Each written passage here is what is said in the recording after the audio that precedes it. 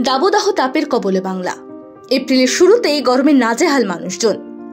হিসেব অনুযায়ী এখনো 15 দিন বাকি গ্রীষ্মকাল পড়তে, তবে তার আগেই দাপট দেখাতে শুরু করে দিয়েছে গরম। আগামী 3 মাস ভারতে তাপপ্রবাহের সতর্কতা। সোমবার আবহাওয়া দপ্তরের পক্ষ থেকে জানানো হয়েছে, এপ্রিল থেকে জুন মাসে দেশের অধিকাংশ রাজ্যে মাত্রাতিরিক্ত গরম পড়বে। সোমবার মৌসুম ভবনের তরফে ডিরেক্টর জেনারেল মৃত্যুঞ্জয় মহাপাত্র জানিয়েছেন, আগামী 3 মাসে তাপপ্রবাহ একটানা 10 থেকে 20 দিন পর্যন্ত চলবে দেশের বিভিন্ন প্রান্তে।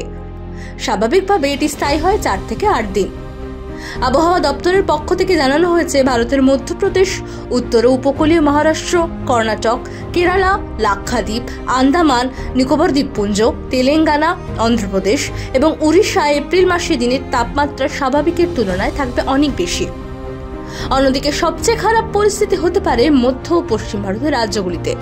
শুধুমাত্র হিমালয়ে ঘেঁষা কিছু এলাকা ও উত্তর পূর্বে কিছু অঞ্চলে তাপমাত্রা স্বাভাবিক বা তার কম থাকার সম্ভাবনা রয়েছে।